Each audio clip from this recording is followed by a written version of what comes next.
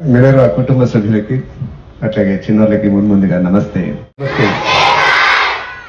That must be the spirit. So మరొక్కసారి నూతన విద్యా సంవత్సరంలో మీ అందరికీ కూడా స్వాగత సుమాంజలు తెలియజేస్తూ, అట్లాగే కొత్తగా మినర్వా కుటుంబంలో చేరిన సిబ్బంది కూడా ఏంటంటే మినర్వా విద్యా సంస్థల తరఫున స్వాగతం తెలియజేస్తున్నాను.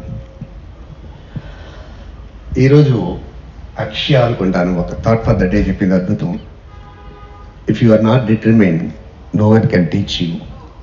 If you are determined, no one can stop you. నీలో సంకల్పం అంటూ ఉంటే నువ్వు నేర్చుకోవడానికి ఎవరు ఆటంకం కలగజేయలేరు. నీకు సంకల్పం అంటూ లేకపోతే నిన్నెవరు కూడా ఉద్ధరించలేరు. అది దాని యొక్క అర్థం.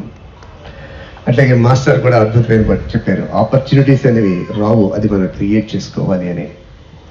రెండు కూడా మన సోమేష్ గారు చెప్పిన సబ్జెక్ట్ నన్ను మాట్లాడమన్న దానికి సంకేతం చెబుతున్నాయి. మీరు అనుకోకుండా జరిగిందో అనుకుని జరిగిందో ఇదంతా కూడా. శ్రీరామకృష్ణ పరమహంస అంటే వివేకానంద గురువు చాలా సందర్భాల్లో చెప్తుంటాడు. ఆయన ఆపర్చునిటీస్ మేడం గారు చెప్పిన దానికి ఏంటంటే, నదిలో పయనించే ఓడలట్టిదట్టది. నువ్వు అవతల మట్టికి చేరాలి అంటే ఆ తెరచాప ఎత్తాలి. గాలి ఎప్పుడు వీస్తూనే ఉంటుంది. ఆ తెరచాప ఎత్తిన వాడు ఆ నావని అవతల పక్కకి ఈజీగా తీసుకుని పోగలడు. నేను తెరచాప ఎత్తను అనుకున్న వాడికి ఏంటంటే ఆ నామ అక్కడే ఉంటుంది. అట్లాగే ఇఫ్ యు ఆర్ డిటర్మైన్డ్ అన్నదానికి కూడా ఒక చిన్న chicken soup for secret source అని చెప్పి ఒక అద్భుతమైన సంఘటన జరిగిన ఒక పుస్తకం ఉంది. అది వీలుంటే అందరూ చదవలసిన పుస్తకాలు అవి. అవన్నీ కూడా ఏంటంటే వివిధ దేశాల్లో జరిగిన సంఘటనలన్నీ కూడా 13 వాల్యూమ్స్ అవి. అది చెప్పే ముందు ఈరోజు జూన్ 20th అంటే వరల్డ్ రిఫ్యూజీస్ డే, అంటే ప్రపంచ శరణార్థుల దినోత్సవం. ఈరోజు మనకి ప్రతిరోజుకి ఒక్కొక్క రోజు ఉంటుంది. ఈ శరణార్థుల దినోత్సవం అనేది ఒక భయంకరమైన వాస్తవ సత్యం. అది 2020లో యునైటెడ్ నేషన్స్ ఆర్గనైజేషన్ వాళ్ళు దీన్ని ప్రతి సంవత్సరం జూన్ 20వ తారీఖున మనం సెలబ్రేట్ చేసి ఆ రోజున కనీసం ఆ శరణార్థులందరికీ మనం ఏదో ఒక ప్రేరణ ఇవ్వాలని చెప్పి 2023 నుంచి ఇదంతా కూడా శరణార్థుల దినోత్సవం అనేది జరుపుతున్నారు. ఈ మధ్యన మీకు తెలిసి ఉంటుంది, రష్యా ఉక్రెయిన్పై యుద్ధం. ప్రత్యేకించి అక్కడే 10 కోట్ల మంది ఎక్కడ ఏ రోజు ఏం జరుగుతుందని చెప్పి భయంతో పక్క దేశాలకి ఇక్కడికి కూడా శరణార్థుల కింద వెళ్ళిపోయారు. అలాగే ప్రపంచంలో ఉన్న శరణార్థులంతా అక్కడెక్కడ సెటిల్ అయిన వాళ్ళందరినీ ఒకే చోట చూస్తే ప్రపంచంలో అత్యంత జనాభా గల దేశం 14వ దేశం కింద కేవలం శరణార్థులు ఉంటారట. అంతమంది శరణార్థులు ఉంటున్నారు. మొత్తం 30 కోట్ల మంది శరణార్థులు ఉంటే దాంట్లో సగానే పైగా చిన్నపిల్లలే ఉన్నారట. వాళ్ళకి ఆరోగ్యం ఉండదు, చదువుకోవడానికి అవకాశం ఉండదు, తినడానికి తిండి ఉండదు. సో సుమారు 15 కోట్ల మంది చిన్నారులు ఈ రోజున శరణార్థుల కింద ప్రపంచవ్యాప్తంగా అనేక చోట్ల ఉంటున్నారంటే మనం ఎంత అదృష్టవంతులు ఒకసారి మీరు ఆలోచించుకోండి. మీరు చూడడానికి అమ్మా నాన్న ఉన్నారు, తినడానికి బట్టలకి అన్నిటికీ సరిపడే సమకూర్చే నాన్నలో ఉన్నారు, దాన్ని సమకూర్చే అమ్మలో ఉన్నారు. అలాగే మిగిలిన విద్యార్థుల కింద కాకుండా మీరు డబ్బులు చెల్లించి యూనిఫార్మ్ కుట్టించి పుస్తకాలు కానీ ఇవన్నీ చేసి మీకోసం కొన్ని వేల రూపాయలు వెచ్చించి ప్రైవేట్ స్కూల్లో చదివిస్తున్న మీరు ఎంత అదృష్టవంతులు ఒకసారి ఆలోచించుకోండి. సో పూటకి తిండి లేకుండా శరణార్థులు 15 కోట్ల మంది ఉంటే అన్ని అవకాశాలు ఉన్న మనం ఎంత అదృష్టవంతులు. మరి దాన్ని మనం ఏ విధంగా సద్వినియోగం చేసుకోవాలంటే ఇందాక అక్షయ చెప్పినట్లుగా ఏంటంటే you must determine your self. జీవితాన్ని ఎవరు కూడా ఏంటంటే వచ్చి బాగు చేయరు, మనంతా మనం బాగు చేసుకోవాలి. దానికి అమెరికాలో జరిగిన సంఘటన ఒకటి చెప్తాను. ఒక వ్యక్తి కోటీశ్వరుడు, అనేక $1 మిలియన్ ఉంది అతనికి అనేక వ్యసనాలు ఉండేవి. విపరీతంగా మందు తాగుతుండేవాడు, ఫ్రెండ్స్ని తీసుకొస్తుండేవాడు, రకరకాలుగా ఖర్చు చేస్తూ ఉండేవాడు. అతనికి 2 కుమారులు ఉన్నారు. ఇది వాస్తవంగా జరిగిన సంఘటన. ఆ 2 కొడుకులు కూడా ఏంటంటే చిన్నతనం నుంచి కొడుకులు ఏంటంటే ఫ్రెండ్స్ మందు ఇవన్నీ తాగేటప్పుడు ఈ చిన్న చిన్న స్నాక్స్ ఇట్లాంటివి తీసుకురమ్మని ఆ మందు సర్వ్ చేయమని పిల్లలకే పురమాయిస్తుండేవాడు. ఆ పిల్లలు కాస్త పెద్ద వయసు వచ్చేటప్పటికి మొత్తం తండ్రి ఆస్తి అంతా కూడా ఏంటంటే పతనం చేసి వీధి పాలైపోయాడు. తర్వాత కుమారులు ఏమయ్యారని చెప్పి ఒక 30-40 సంవత్సరాలు పోయిన తర్వాత అమెరికాలో ఒక రీసెర్చ్ బృందం ఇట్లాంటి వాళ్ళంతా కూడా ఏంటంటే ఆ కుర్రవాళ్ళు 2 అడ్రస్ పట్టుకున్నారు. చిన్నవాడు దొరికాడు. ముందు దొరికిన తర్వాత చూస్తే అతను ఒక బెగ్గర కింద అటు ఇటు తిరుగుతూ ఆ గంజాయి అన్ని నవ్వుతూ అట్లా తిరుగుతున్నాడు అతను. అప్పుడు మీ నాన్నగారు కోటేశ్వరుడు కదా, నువ్వు ఎట్లా చిన్నతనంలో ఇలా గడిపావు కదా, మీరు ఈ రోజున ఈ స్థితికి ఇలా రావడానికి కారణం ఎవరో అని అడిగారు. అడిగితే దానికి కారణం మా నాన్నగారే అన్నాడు. ఎందుకు అని అడిగాడు. అంటే మా తాతగారు కూడా కోట్లు ఆశిస్తున్న మా ఎదురుగుంటాయని ఆయన మందు తాగుతూ మమ్మల్ని అవన్నీ కూడా తెప్పిస్తూ మాతో తెస్తుంటే ఆ మధ్యలో మిగిలిన గ్లాసులో ఉన్న మందంతా మేము తాగుతూ ఇవన్నీ కూడా అలవాటైపోయి ఆ విధంగా నేను కూడా బానిసైపోయాను. కాబట్టి ఆ విధంగా ఈ రోజు నేను ఈ స్థితిలో ఉన్నది కారణం మా నాన్నగారే అంటాడు. తర్వాత పెద్ద కొడుకు దొరుకుతాడు, అతను పట్టుకుంటారు. అతను బాగా వెల్ సెటిల్డ్, బాగా సంపాదించి అన్ని సుఖంగా ఉన్నాడు అతను. అప్పుడు మీ తమ్ముడు చూస్తుంటే ఇట్లా అడుక్కుంటూ ఉన్నాడు, నువ్వు చూస్తే ఇట్లా ఉన్నావు, నువ్వు ఈ విధంగా అభివృద్ధి చెందడానికి కారణం ఏంటి అంటాడు. ఆశ్చర్యంగా అతను కూడా చెప్తాడు, మా నాన్నగారు అంటాడు. ఇదేంటి మీ నాన్నగారు నీకు ఎలా కారణం అంటాడు. మా తాతగారు కొన్ని కోట్ల ఆస్తి ఇచ్చినా సరే ఆయన వ్యసనానికి పోలై మా ఎదురుగుంటానే అంతా కూడా ఆర్పేశాడు. కాబట్టి ఆ విధంగా ఉంటే మనం కూడా పాడైపోతామని చెప్పి ఆ విధంగా ఉండకూడదని చెప్పి మా నాన్నగారిని చూసి నేను బుద్ధిగా ఉండడం నేర్చుకున్నాను అంటాడు. ఉన్న ఎగ్జాంపుల్ ఒకటే, తండ్రిని చూసి చిన్నవాడు ఏంటంటే పాడైపోయాడు, తండ్రిని చూసి పెద్దవాడు బాగుపడ్డాడు. ఇఫ్ యు ఆర్ డిటర్మైన్డ్ పెద్దవాడి కింద మారచ్చు, if you are not determined చిన్నవాడి కింద పతనం అయిపోతాం. అది ఈరోజు అక్షయ్ చెప్పింది.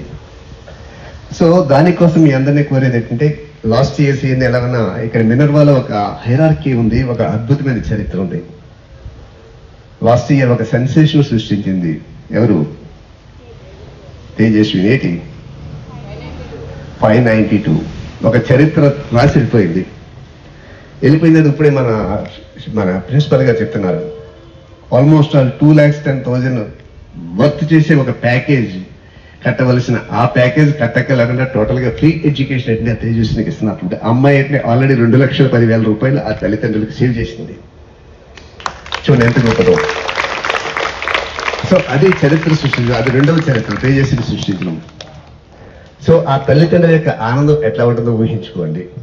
అమ్మాయికి ఎవరు చెప్పలేదే నువ్వు ఇలా చేయి అలా చేయి చెప్పి, అమ్మాయి మొదటి నుంచి ఎట్లా చేసుకుంటూ వెళ్తూ ఆ చదివిన దాన్ని తీసుకుంటూ ఎన్ని చేస్తుంది.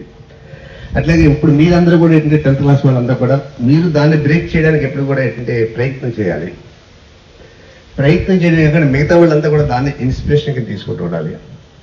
తీసుకుని ఈ రోజు నుంచే మీరు ఒక ప్రమాణం చేయండి. వరల్డ్ రిఫ్యూజీస్ డే నాడు కొత్త సంవత్సరంలో నేను కూడా రావడం జరిగింది కాబట్టి మీ అందరిని అడ్రస్ చేయడానికి, నేను అనాథను కాను, నేను అనాథులకు సేవను అందిస్తాను, అదేవిధంగా మా అమ్మ నాన్నలు అనాథులను కానివ్వను, అదేవిధంగా అనేక మంది అనాథులను ఆదుకునే స్థితికి నేను బయటకు వస్తానని చెప్పి. దానికి ప్రధానంగా కావాల్సింది ఏంటంటే మీ ర్యాంకులు కాదు, మార్కులు కాదు, మీ యొక్క ఫైనాన్షియల్ స్టేటస్ కాదు, మీ క్యారెక్టర్ మీద, మీ యొక్క సంకల్పం మీద, మీ యొక్క లక్ష్యం మీద ఒక నిర్దేశకత ఉండాలి. నిర్దేశకత ఉండాలి అనుకున్నప్పుడు మీరు ఈ రోజే ఒక హైలీ డిసిప్లైన్డ్ సిటిజన్ గా మీరు ఏంటంటే మీరు తీర్మానం తీసుకోండి. తీర్మానం తీసుకోవాలి. ఎలాగా అంటే అదే చెప్తున్నాను, ఇందాక కూడా చూస్తున్నాను. మరి ఇప్పుడు నేషనల్ యాంథమ్ జనగణమన అవునండి, లేకపోతే ఏది జరిగిన జనగణమన కానీ వందే మాతరం కానీ ఇవి రెండు జరిగినప్పుడు మీరు మినర్వా స్టూడెంట్ అయితే ఎట్లా ఉండాలి అంటే, బాత్రూంలో మీరు స్నానం చేస్తున్నప్పుడు కానీ, బాత్రూంలో మీరు కూర్చున్నప్పుడు కానీ, పక్కన ఎక్కడైనా నేషనల్ యాంథమ్ కానీ నేషనల్ ప్రేయర్ కానీ వినబడిందంటే అక్కడే లేచి నిలబడి సాంప్రదాయాన్ని అలవాటు చేసుకోండి. భగవంతుడు ప్రేయరు లేకపోతే భగవంతుడు నిలబడిపోయిన వచ్చినప్పుడు కానీ పర్వాలేదు, కానీ స్కూల్లో కూడా మీరు ఎక్కడున్నా సరే ఈ పొజిషన్లో ఉన్నప్పుడు అది వచ్చినప్పుడు కదలద్దు. ఈవెన్ స్టాఫ్ కూడా ఎక్కడున్న వాళ్ళు అక్కడే నిలబడిపోయి అది అయిన తర్వాతే మార్చండి. అంటే ఆ రెస్పెక్ట్ మనం అందరికి ఇవ్వాలి. సెకండ్ రెస్పెక్ట్ మన పేరెంట్స్కి ఇవ్వాలి. అమ్మ నాన్న ఏది చెప్పినా మన మంచి కోసం చెప్తారు కాబట్టి అది చెడ్డ మంచి అని కాదు, అది డెఫినెట్గా మీరు ఇంప్లిమెంట్ చేయండి. మా మనవుడు ఇక్కడే ఉన్నాడు విశాఖపట్నంలో, అతను 6th క్లాస్లో వచ్చాడు. నేను చాలా సంతోషించాను ఆ మాట వింటుంటేనే.